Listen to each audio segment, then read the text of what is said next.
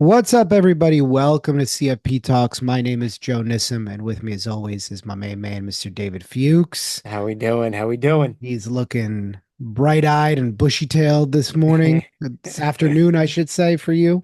This afternoon, that's right. David, how are you? I'm doing great. I'm doing very well. We are now again recording this coming out late November, so we're like right around Thanksgiving time. Oh, yeah. But everything's good. Everything's good. So I want to talk to you about this today because this is something you and I have not only have we talked about it on the show previously, um, but I keep hearing this misconception over and over again. And I think it's really frustrating for a lot of students to feel like I'm putting all the time in that I should be putting in, right? I'm getting the hours, but I'm not getting the result. And, this is one of those things that I kind of always say, well, if you're studying 20 hours a week, doesn't matter how you're getting those 20 hours. And I think for a lot of people, they kind of go with this attitude of, well, you can split those 20 hours any way that you want. And as long as you get to 20 hours, you're good. And I think for a lot of us, we go, well, all right, I'll do a majority of that on the weekend. What do you Mhm. think about that? Like, do you think that when people are CFP weekend warriors, where, if I'm studying 15 hours, I do 8 to 10 of it on the weekend? Or if I'm studying 20 hours, I'm maybe doing 12 to 15 of those hours on the weekend where I'm basically getting up early on a Saturday morning. I don't get a break. I go to work all week. I don't get a break. I'm putting all this time and effort into CFP. I get up early. I study till 4 or 5 o'clock on a Saturday. I'm not seeing my kids. I'm not going out. I'm not being social. I do the same thing on Sunday. And now I'm completely worn out because I never get a break from work. By the time Sunday rolls around and now I put another 15, 20 hours of work in here, it's back to Monday and I'm back to the grind. So when people are coming to you or when this conversation comes up, what do you typically say? How do you typically feel about that long weekend session? And I'll let you talk on this I first and I then want I'll say what I think. I want to kind of go back to something you said right in the beginning of your monologue right there, which was if as long as one of the concepts that you hear people say or instructors instruct that as long as you get to 20 hours, like it's fine. It doesn't matter how you get there. And that's kind of what resonated with me because I don't think that that is a good way to go about it because you can say you can get to 20 hours, you do 20 hours a week. It doesn't matter how you get there. People are going to take that as like, okay, I'll do a little during the week, maybe an hour, maybe a couple hours, and then on the weekend I'll just kind of cram it out and do like an 8 hour day on Saturday and an 8 hour day on Sunday. And we've talked about this before about how after a certain point, 90 minutes or 2 hours maybe, that's typically what it was for me. The hours become less and less quality time studying, and more so you're just doing it to do it. So when I hear you say, and I know this isn't the advice that you're giving, this is just the general people saying this. When you say you've heard as long as you get to 20 hours, it doesn't matter how you get there, then it's like, all right, then you're just doing the hours just to do the hours. You're not Mm. actually putting in any um uh you're not doing it purposefully or intentionally. It's just like, all right, I just need to get 20 hours done to get 20 hours done. And then the further misconception on that is people say, well, I did the number of hours that the CFP board recommended, and they think that that's going to make them pass. Mm. But it's not just the hours. It's what you do during that time. I couldn't agree more. And I kind of always, I like relating things to other parts of your life, right? So if I went and saw a nutritionist and they're saying, you know what, Joe, if you want to lose weight, you can't eat more than 2,000 calories. Well, if those 2,000 calories are some chicken and vegetables and lean meats and proteins and vegetables, um, carbohydrates like rice and sweet potatoes, and then I have my vices. I save a little bit for myself. I'll have a cookie or two, no problem, right? But getting 2,000 calories of ice cream is not getting the same thing as 2,000 calories. That makeup is really important. Yes, you'll get to the 2,000 calories and maybe you'll even lose a little bit of weight. However, the long-term sustainability of that is going to be not so great. And if you're not splitting it up properly, you're never really giving yourself the chance of true education, in my opinion, because learning just doesn't happen in a cram session. Like if I'm going to take a test where I'm going to cram for a 50 question test, like your life insurance test or even like the SIE, Yeah. still not the best way to do it. But again, you can get away with it just because the length of material is short enough where I can memorize, go and spit it out on the exam. With an exam like this, the longevity of that is really, really bad. So there's an idea here that we have this hack where as long as I do a little bit on the weekend, as long as I'm getting to those number of hours, what I do within those hours doesn't matter. Hmm. It's just, oh, I got to 20 hours. I did, 7 on Saturday, 7 on Sunday, and then I did And an then I hour did three the other days other during, days. yeah, I did an hour the other days. And it's just kind of like, well, and listen, that may work for some people. And I'm sure there's a handful or a good percentage of people where, they do that. And listen, there's some situations where you literally can't, you may not be able to do a lot of work during the week because you have a ton of other responsibilities and the only real downtime you have is on the weekend. We will obviously address that in other episodes when we say you got to kind of make time to do this stuff during the week, but that's a whole nother episode. The um the thing is that when you're doing when you're doing these, 7 hours on Saturday, 7 hours on Sunday, I think that also people put a kind of a premium on what they think they can get done on the weekend.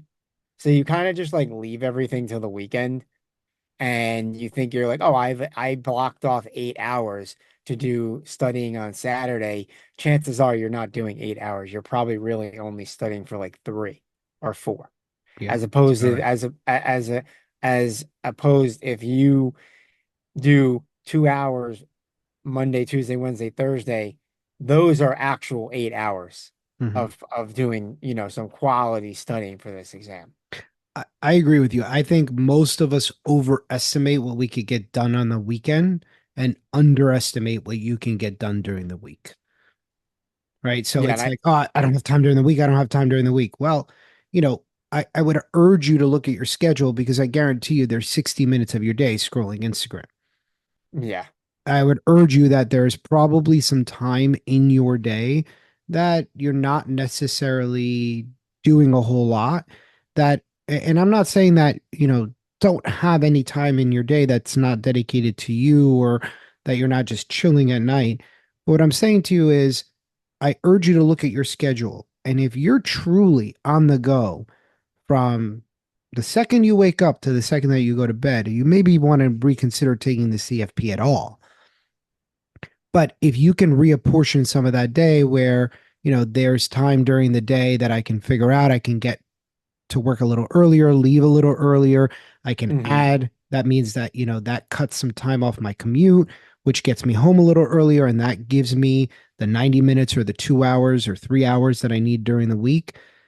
There's nothing that's going to be better than being consistent. And here's the thing, dude. Consistency is boring, but it is also the fastest way to results. Yeah. And I'll just throw this in there because this is a personal, you know, testament from my Right. couple times taking the exam. The first time I took it in November of 2021, I and by the way, that was obviously when I did not pass it. I did do a lot of these times where I would be like, all right, this Saturday I'm going to study from like 9 to 3 or 9 to 4, and it's going to be, 6 or 7 hours of really, what I would thought was intense prepping, which ended up, again, same thing. You get distracted, you get tired, you get hungry, you don't actually end up doing using all that time. And then even during the week, I would be up till whatever, 1 o'clock in the morning or whatever it is.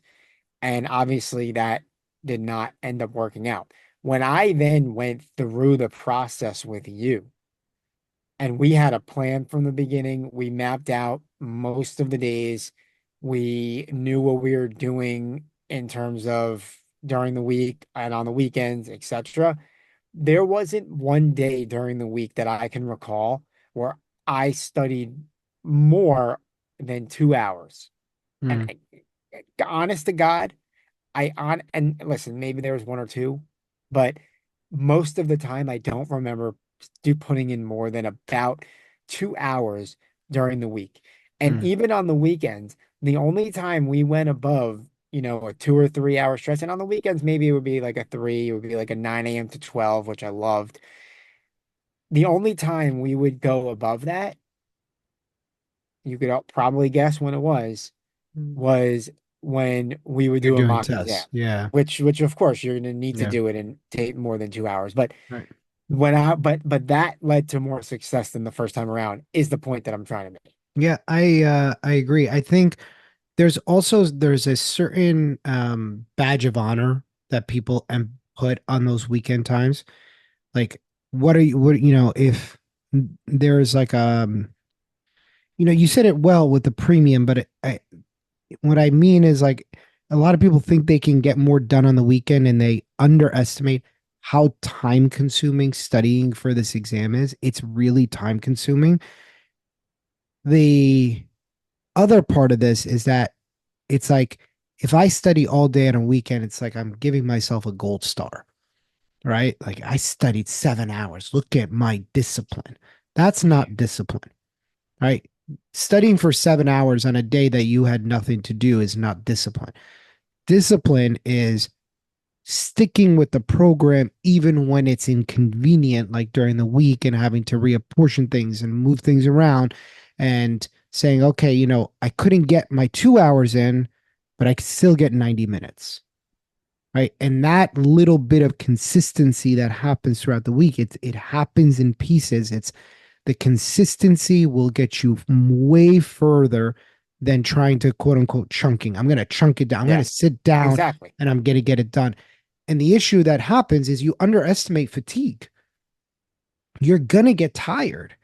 And if you sit down and you're studying and you're truly studying for 4 hours or 5 hours, you're pretty tired at that point. So if you got started at 9, even if you take an hour break and you're done at 3, and here's where this also goes awry, is that you start to feel like because you're studying so much that you get to take longer breaks. And so you turn a 4 and 5 hour study day into an 8 hour study day that really could have been 4 hours. Hmm. So, for Yeah. example, I'm studying from 9 to 12. Okay. I've earned my break. Right. Hmm. So now I go to Kava and then I come back and, I start watching TV and it's now 3 o'clock or 4 o'clock. And now I'm studying from 4 to 7. Now, if that's your study plan and you want to take a big long break in the middle, absolutely fine by it. But you can't necessarily go in and take these big long breaks and go, I studied all day. You didn't study all day. You studied for 4 hours, 5 hours. Now, if you choose to stretch that across the day, that's how you choose to do it, no problem. But that doesn't mean that those study hours are any better than the study hours on Tuesday or Wednesday. There's nothing different about those study hours, Hmm. right? Your No, for sure. weekend study hours are not better. Maybe you feel a little bit more refreshed, but remember they're just as important. So, Yeah. Well, let me just real quick. It's more valuable to do, again, we talked about it earlier, to smooth it out.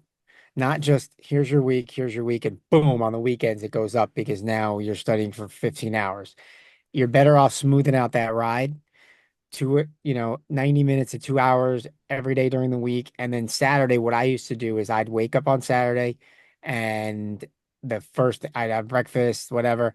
And the first thing I do is I'm like, all right, 8 a.m., 9 a.m. I'm gonna bang out this study right now. Because listen, there's no time in the week. And I know it's different for people with little kids that have sports and all that, but there's no time in the week that is as peaceful as Saturday morning.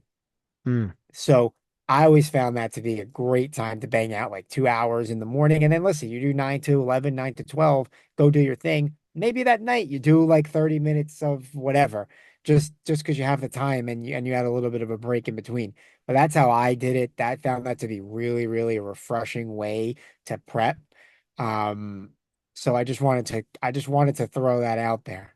Yep. And Just the as some shorter advice. and again, the shorter your time frame is that you're studying, the more you're going to have to the more your weekdays become valuable.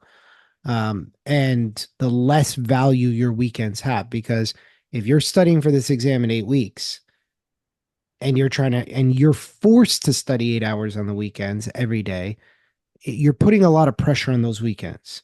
Hmm. And Hmm. so now you're kind of your anxiety skyrocketing, and that's not the best learning environment. Like we talked about last week in our previous episodes, you really got to know yourself to give yourself the appropriate runway. And I think that's something you did very well, David, where you gave yourself the appropriate runway. So you were just consistently studying at that 2 to 3 hour mark every day, regardless. And I'm sure some people are watching going, what am I going to get done in 2 hours? 2 hours, it's one subtopic. Well, with enough runway, that becomes really, really valuable. Yeah. And So, and you're deadly focused for 2 hours. Like you put your phone away, you're hydrated up, like you're fueled up, like you are ready to go. It's what I'm saying earlier. Like those are not just 2 hours. It's two very valuable, productive hours. It's not just sitting down and doing it and half-assing it. So the 2 hours you can get a lot done. I think that's a good place to stop. So, Yeah, wrap this up. as always, everybody, we hope you enjoyed this episode. Please make sure to like and subscribe to our channel. And with any questions, comments, or concerns, please feel free to reach out to David and myself. We'll see you guys soon.